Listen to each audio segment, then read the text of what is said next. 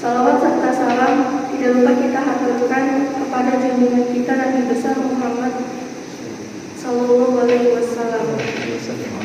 Sebelumnya perkenalkan, nama saya Cantika dari kelas 9 Al-Qadar. Pada hari ini saya berkesempatan untuk berbincang-bincang seputar Idul Fitri bersama Mr. Saidi Ahmad, beliau selaku Direktur IBS Al-Infas, sebagai narasumber pada hari ini. Tak terasa, Idul Fitri akan datang beberapa hari lagi. Sebelum Idul Fitri, ada baiknya kita mengetahui apa arti, maksud, dan tujuan dari Idul Fitri yang akan kita bahas pada hari ini. Apa sih, Mister, sebenarnya arti dari Idul Fitri? Baik, Bismillahirrahmanirrahim. Assalamualaikum warahmatullahi wabarakatuh. Terkait kata Idul Fitri, kalau kita lihat mungkin kamus besar bahasa Arab, kata Idul Fitri ada dua suku kata. Suku yang pertama adalah diawali kata ada yaudu, artinya kembali.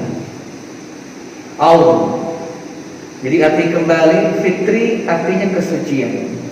Jadi kita kembali kepada kesucian setelah kurang lebih 1 bulan kita ditempa di bulan Ramadan. Besar harapan ketika sudah selesai bulan Ramadan kita mendapatkan label kata Idul Fitri, artinya kita kembali kepada kefitrahan kita sebagai makhluk Allah. Mungkin secara singkatnya seperti itu Cantika ya. Jadi berasal dari kata ada yaud dan fitri. Oke. Lantas kenapa Idul Fitri jadi disebut Lebaran? Ini kalau bicara Lebaran dan Idul Fitri sebetulnya agak berbeda. Mungkin kita sering dengar semua orang berhak untuk Lebaran, tapi tidak semua orang mendapatkan Idul Fitri. Kalau kita kembali ke Idul Fitri, artinya kembali kepada kesucian. Ketika mungkin 1 bulan kita lebih itu di bulan Ramadan kita dilebur. Jadi harapannya dosa-dosa yang kita sudah lakukan selama 1 tahun ke belakang dilebur di bulan Ramadan, kita kembali kepada kesucian. Itulah yang diharapkan esensi daripada kita berpuasa di bulan Ramadan. Sebagaimana akhir dari surat Al-Baqarah, kewajiban kita untuk berpuasa esensinya adalah la'allakum tattaqun. Itulah esensinya daripada Idul Fitri. Lantas kenapa di Indonesia itu disebut dengan Lebaran? Sebetulnya karena sudah mendarah daging karena Lebaran menyebut Idul Fitri agak ribet di lidah orang Indonesia, lebih disayang kepada Lebaran. Lebaran mungkin kalau kita lihat, mungkin di Google juga ada atau mungkin di bahasa kamus Indonesia, Lebaran mempunyai arti kata lebar, sudah selesai. Selesainya puasa Ramadan yang kita lakukan selama 1 bulan. Namun ketika kita merujuk kepada akar suku kata, awal katanya kan lebar, ditambahkan imbuhan an. Seperti tergantung lisan kita. Kalau ada suatu wilayah nyebutnya lebar, tambahkan an, jadi lebar an. Jadi lebar itu rasa katanya lebar. Maknanya adalah ketika kita sudah 1 bulan berpuasa, esensi berpuasa pun sudah kembali kepada diri kita, kepada fitrahan, dan kita pun saling memaafkan. Lebar itu artinya lebarkan hati kita untuk saling memaafkan terhadap kesalahan-kesalahan mungkin yang ada di saudara kita, kemudian di handaitawan kita, memaafkan apa yang sudah terjadi. Jadi melebarkan, sing gede hati, gitu bahasa gitu. Jadi lebar-lebarin hati kita terhadap kehilapan yang mungkin dilakukan oleh mungkin karib kerabat kita dan macam, bahkan dari diri kita sendiri. Itu makna Lebaran lebih kepada asal suku kata dari bahasa Indonesia. Itu diantara kesamaan. Oke. Tapi kok tanggal Lebarannya berbeda setiap tahun ya, Mister? Kalau bicara perbedaan tanggal penentuan awal Ramadan dan juga awal Syawal, sebetulnya kenapa Lebaran itu tahun ini berubah atau tanggalnya berubah-ubah? Ada yang kemarin lalu mungkin di bulan Desember, atau mungkin setiap bulan pasti ketemu, atau besok beda lagi, bulan besokannya beda lagi, gitu kan ya. Karena ketika lihat kalender yang ada di rumah-rumah kita, itu kan kalendernya kalender Masehi. Sementara kalender penentuan 1 Syawal dan juga 1 Ramadan itu menggunakan kalender Hijriah, di mana Islam pun mempunyai kalender tersendiri yang dihitung dari kalender Hijriah. Atau juga mungkin ada satu negara yang menggunakan kalender Miladiyah. Namun yang biasa digunakan oleh negara-negara yang lebih banyak mayoritas Islamnya, mereka menggunakan kalender Hijriah yang dihitung dari sejak hijrah Rasulullah SAW.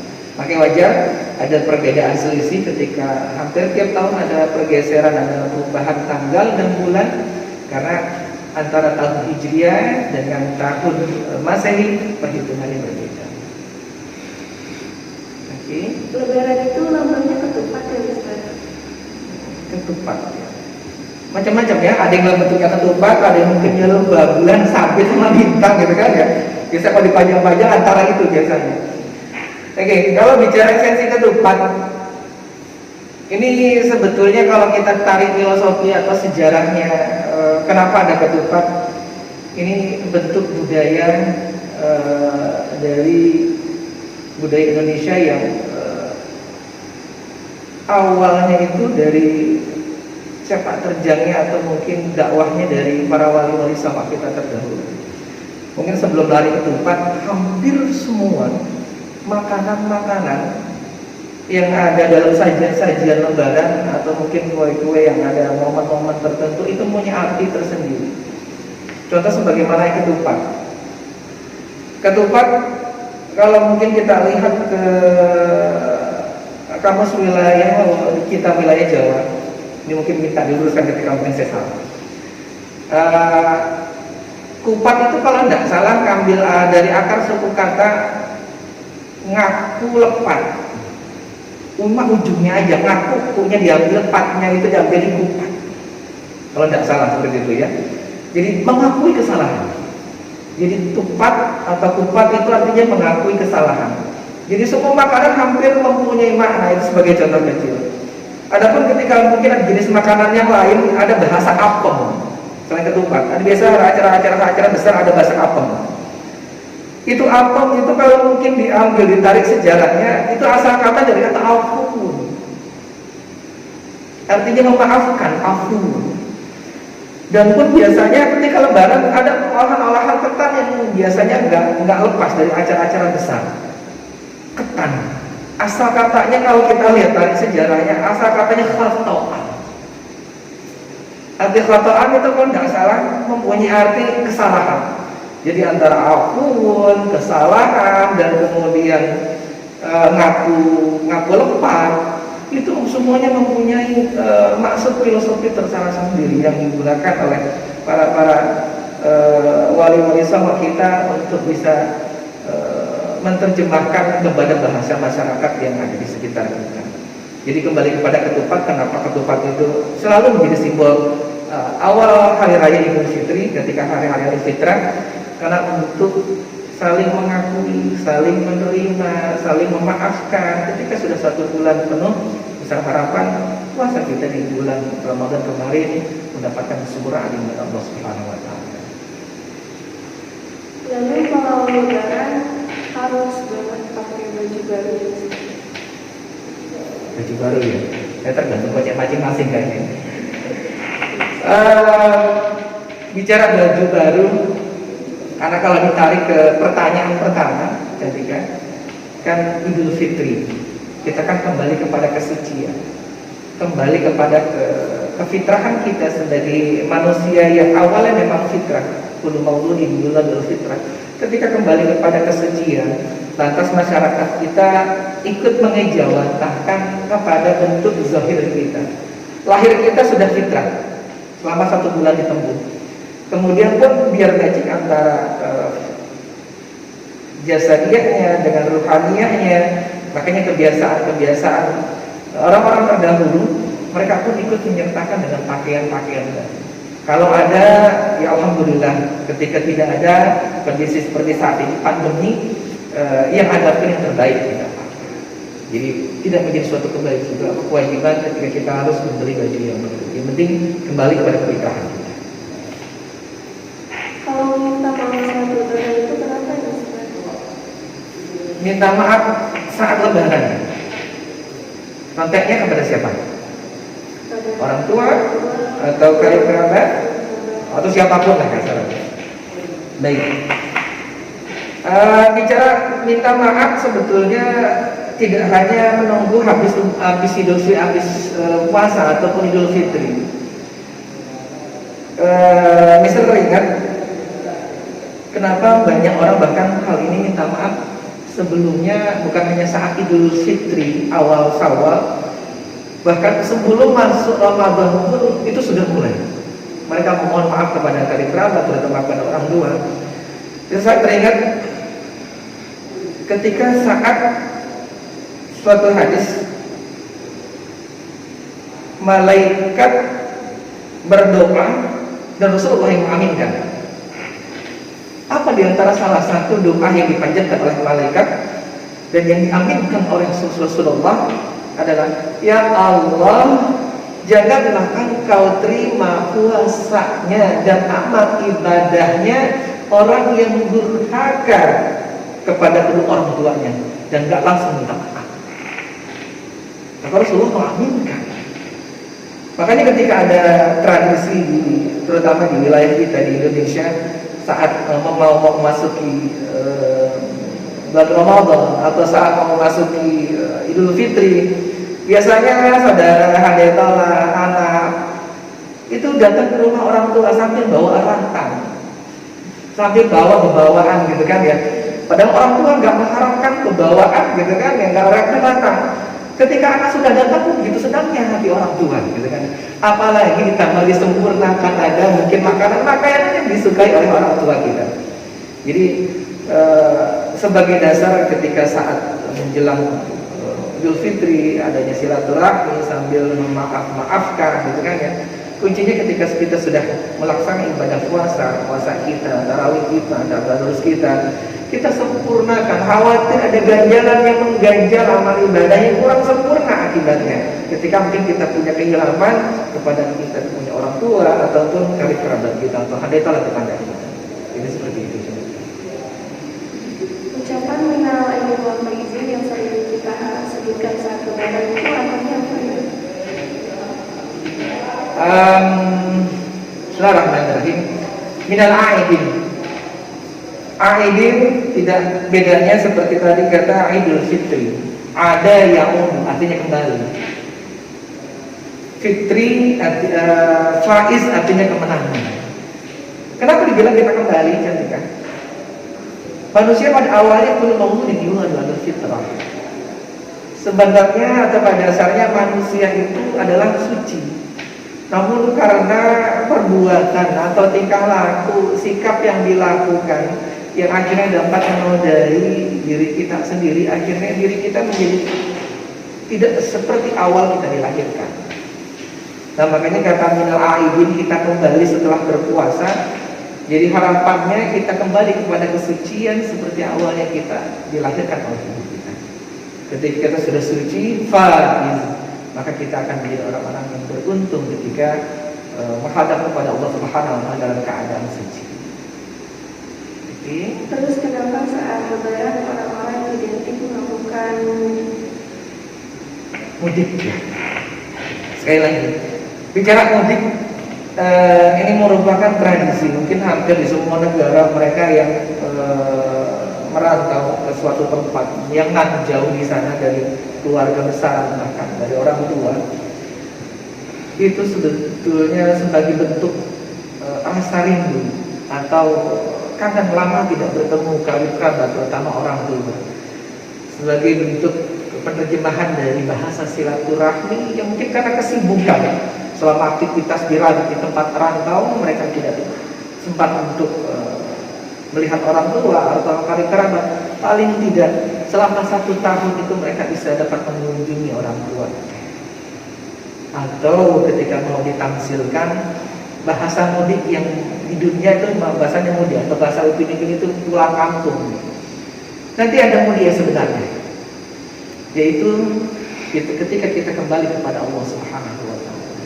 Jadi harapannya ketika ada orang mudik, mereka dapat bisa silaturahmi, dapat melepaskan rasa rindu dan kangen mereka kepada karib kerabat dan orang tua sambil mereka saling musafahah, saling berjabat tangan, saling memaafkan, kembali kepada esensinya untuk menyempurnakan pahala ibadah puasa kita. Kenapa kalau lebaran anak-anak selalu dapat uang? Ayo ngaku. Itu pertanyaan jujur itu. Oke, baik. Kata Islam, asal katanya saling selamat dan mempunyai kasih sayang, di mana bentuk keberkahan daripada bulan Ramadan kan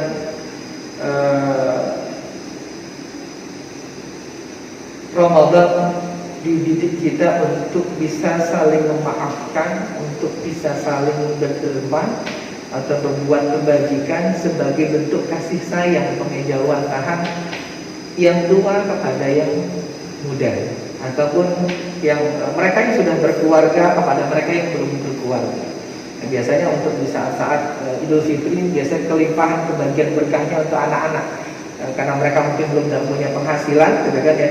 Akhirnya sebagai bentuk rasa cinta dan kasih sayang yang tua kepada yang muda diberikan dalam bentuk amplop nih, biasanya di dalam saat Idul Fitri. Itu mungkin ada rendang, opor, nastar, dan banyak lagi. Sebenarnya kalau lebaran harus makan apa sih, Ustaz? Nggak mau pertanyaan berapa ya? Pertanyaan terakhir. Oh, terakhir. Alhamdulillah. Ini jam berapa sih sekarang? Jam 11. Nah, pertanyaan apa mengerucut ini? Pertanyaan mengerucut maghrib.